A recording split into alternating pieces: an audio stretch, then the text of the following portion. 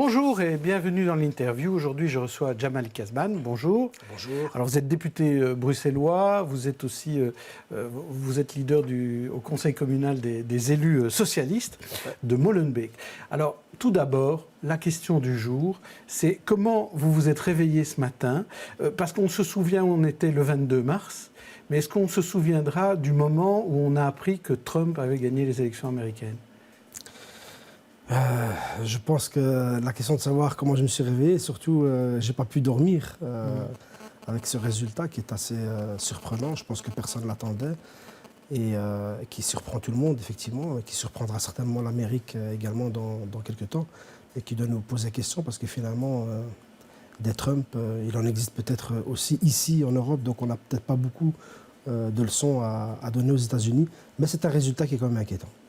Alors, quelles conséquences pour les Bruxellois? Maintenant, est-ce que vous avez déjà pensé à quelles pouvaient être les conséquences d'une élection pareille?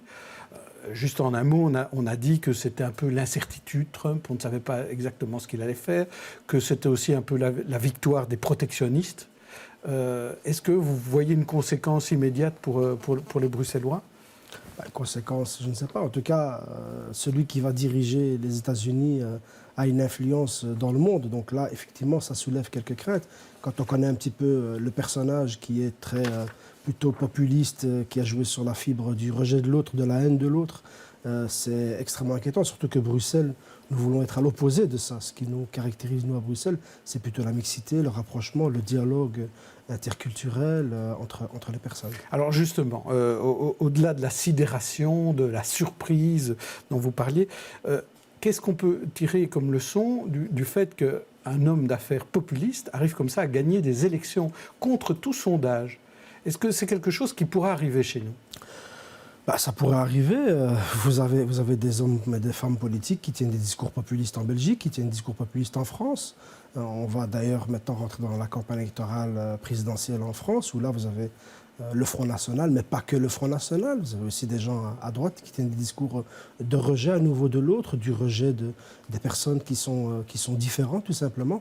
Donc c'est extrêmement inquiétant parce que ça veut dire qu'il y a un repli, ça veut dire qu'il y a un rejet, ça veut dire qu'il y a un manque de confiance peut-être au niveau politique et il y a certainement une remise en question qu'il va falloir organiser en tout cas, que les démocrates, en tout cas tous les démocrates vont devoir en tout cas plancher là-dessus pour éviter que nos sociétés se laissent aller à ce genre de dérive. Et quand j'ai dit l'Europe, regardez en Hongrie avec des référendums pour savoir si on doit accueillir ou pas les réfugiés, sur l'IVG, enfin je veux dire des reculades conservatrices catastrophiques pour les droits des gens et pour le vivre ensemble. Donc on doit se remettre en question, effectivement, ça n'augure rien de bon pour l'avenir, mais je pense qu'il faut se ressaisir et il faut saisir l'opportunité pour repartir sur de bonnes bases. Oui, alors là, vous parlez beaucoup de populisme de droite. On pourrait dire, ici, finalement, ceux qui soutiennent Trump, c'est le Belang, c'est le Parti populaire, c'est Alain de Stex. Mais on peut aussi parler du populisme de gauche, parfois le PTB, qui va aussi assez loin dans certains aspects populistes. Est-ce qu'il y a un risque que ces populismes soient plus d'écoute auprès des électeurs que les partis traditionnels comme le PS? Moi, je ne mettrais pas les communistes et l'extrême droite sur le même pied d'égalité. Mais néanmoins, il y a là un vote de rejet qu'il faut savoir entendre. Nous, démocrates, de gauche comme de droite d'ailleurs, progressistes, nous devons pouvoir entendre en tout cas cette volonté de rejet de la population, cette fracture au niveau de la confiance et ce besoin de changement. Vous savez, ce qui a beaucoup caractérisé l'élection d'Obama, c'est qu'Obama a réussi à faire rêver les gens, à donner la possibilité aux gens de pouvoir rêver à une société meilleure, un avenir meilleur. Sur son bilan, on peut débattre. Alors comment faire rêver à Bruxelles? Comment faire rêver au PS, par exemple, où le président est le plus âgé de tous les présidents de parti? Est-ce qu'il n'y a pas, à un moment donné, des jeunes à faire monter? Je pense à Molenbeek comme ailleurs. Je pense qu'il faut partout un savant mélange entre plus jeunes, entre âgés. Et d'ailleurs, faire rêver, ce n'est pas une question d'âge, puisque aux États-Unis, Bernie Sanders a fait rêver pendant tout un temps une certaine gauche aux États-Unis. Donc ce n'est pas seulement une question d'âge, mais je pense qu'il faut être un peu plus à l'écoute des concitoyens, des préoccupations des gens. Moi, bon, évidemment, il est un peu tôt pour faire des grandes analyses, mais j'ai constaté que Trump s'était adressé à des catégories de population qui avaient été délaissées, qui étaient un peu laissées pour compte. Donc il faudra aussi être attentif à ça. Et ici à Bruxelles, il y a des catégories de gens aussi qui ont l'impression d'être laissés pour compte, notamment les populations d'origine musulmane aujourd'hui, parce qu'on vit dans un climat d'islamophobie qui est assez important. Il va falloir aussi être attentif à ça et à donner des gages, en tout cas, d'inclusion dans la société de tous les êtres humains, de tous les habitants de cette région. Avec ce, vous dites, on va passer à notre deuxième thème, c'est Molenbeek. Il ne faudrait pas que cette élection américaine nous empêche de parler de ce qui s'est passé il y a un an et du Molenbeek d'aujourd'hui. Alors d'abord, 12 mois après, les enquêtes, le lockdown, quelle est votre lecture des événements à Molenbeek? Est-ce que Molenbeek est ce nid de terroristes, comme certains l'ont décrit? Je pense qu'avec le recul, si on veut être honnête, tout le monde va bien constater que Molenbeek n'est pas un nid de terroristes ou de djihadistes. Par contre, Molenbeek est un terreau fertile où certains recruteurs sans foi ni loi sont venus utiliser, manipuler la détresse, la désespérance de certains jeunes pour les embrigader dans ces espèces de scénarios de la mort, scénarios horribles. Donc ça, je pense que ça, c'est une réalité. Il y a un terreau social difficile, il y a un terreau de pauvreté assez important. Et il n'y a pas qu'à Molenbeek où on a pu constater qu'ici et là, on a réussi à manipuler des gens. Et ça doit effectivement nous interpeller. Et ce que j'ai envie de dire un an après, c'est qu'un an après, Molenbeek a été stigmatisé, a été victime d'un tapage médiatique tout à fait injuste. La population en a beaucoup souffert. On a d'ailleurs exprimé une certaine culpabilité injuste parce qu'il n'est pas juste que certains habitants de certaines communes doivent payer les conséquences de ce qui se passe dans le monde finalement.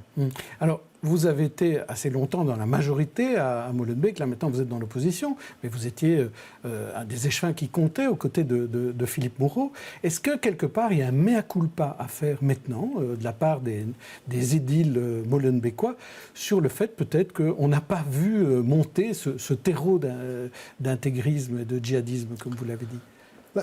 Difficile de vous répondre en quelques minutes. Je veux dire, il y a beaucoup de choses à dire. Est-ce qu'il y a un mea culpa? Moi, je pense qu'à Molenbeek-Saint-Jean, on a toujours essayé de faire en sorte que chacun et chacune trouve sa place dans cette société. On s'est toujours battu même pour se laisser pour compte pour les gens qui n'ont plus de place dans la société. Il faut continuer à le faire et nous continuons à l'affirmer de manière très forte. Mais en même temps, je pense que Molenbeek a été injustement montré du doigt. Pour le reste, comme dans toute politique, il y a certainement des choses qu'il fallait changer, qu'il fallait améliorer. Et puis je vous dirais simplement que, vous savez, quelles sont les personnes qui peuvent vous dire aujourd'hui, qui savaient qu'il allait arriver ce genre de choses dans une seule et même famille parfois, des frères, des sœurs, des parents ne se rendaient pas compte, ne voyaient pas quand leur enfant était en train de se faire embrigader, en train de se faire manipuler. Donc je pense que c'est beaucoup plus complexe qu'on le pense. Et puis pour terminer, dire qu'on a rien fait, c'est faux également, parce que je pense qu'il y a eu à un moment donné des alertes. Il y a eu des alertes à un moment donné, et je pense notamment, j'étais encore là à ce moment-là, mais en 2012, quand on a subi ces attaques de Sharia from Belgium, où à ce moment-là déjà, on a alerté, on a dit attention, il y a des gens qui viennent, qui utilisent la religion musulmane, qui utilisent l'islam pour embrigader, pour endoctriner les jeunes, pour les retourner contre la société, pour les retourner contre la police. Et d'ailleurs, c'est arrivé. Vous avez des policiers qui ont été poignardés à ce moment-là par quelqu'un qui est venu de Roubaix. Donc, Sharia from Belgium, depuis lors, il y a eu des procès. Mais pendant combien de temps on a dû attendre pour que la justice, les services de renseignement, le ministère de l'Intérieur agissent? Il a fallu attendre beaucoup de temps. Pourtant, on a eu des alertes, on les a signalées, on l'a dit haut et fort. Malheureusement, les choses étant ce qu'elles sont, c'était moins une priorité à l'époque qu'aujourd'hui. Mais parfois, on ne se rend pas toujours compte des choses. Je pense à ce cas de Oussama Attar, où il y a eu plein de gens en 2010 qui ont milité pour qu'il soit libéré. Il était en prison en Irak à ce moment-là. Et aujourd'hui, il apparaît que cet Oussama Attar est peut-être un des cerveaux des attentats. Est-ce que parfois on est trop naïf, où on ne se rend pas compte de la dangerosité de certaines personnes ? Je ne sais pas si on est trop naïf, mais à partir du moment où vous avez une personne qui est belge, qui est emprisonnée dans un pays, et vous avez des associations style ONG qui vous disent qu'il est emprisonné, mais qu'il est en danger de mort, à un moment donné, il est normal que des gens se mobilisent quand ils sont sollicités pour essayer de porter assistance et porter aide à des personnes.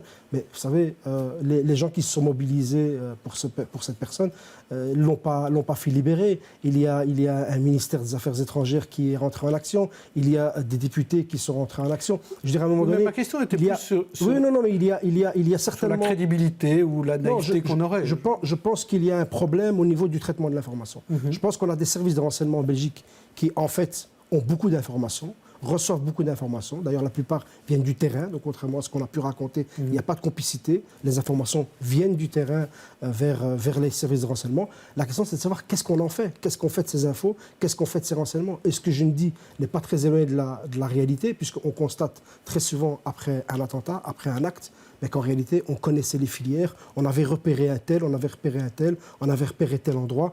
Qu'est-ce qui fait qu'on n'a pas agi? Pourquoi on n'a pas agi plus vite et plus rapidement? Donc souvent, on n'écoute pas la police locale. C'est ce que disait François Skepmans à votre place hier. Hein. Je pense que beaucoup de policiers locaux qui connaissent bien le terrain, on ne les écoute pas toujours, on ne les écoute pas assez suffisamment. Je dirais même plus, on ne leur donne pas assez de moyens pour pouvoir faire leur travail. Vous savez, il n'y a pas mieux que la prévention au niveau de la police locale. Tous les policiers vous le diront. Aujourd'hui, dans tous les plans qui ont été annoncés avec grand effet médiatique, vous n'avez pas grand-chose sur le terrain. On n'a pas du tout renforcé la police de proximité. On a au contraire alourdi la charge de travail des policiers. Merci Djamel Kasban. Demain, je recevrai le député fédéral Philippe Pivin qui revient demain matin d'une mission d'observation des élections à Washington. Donc on parlera encore des élections américaines. Bonne journée et bonne soirée à tous.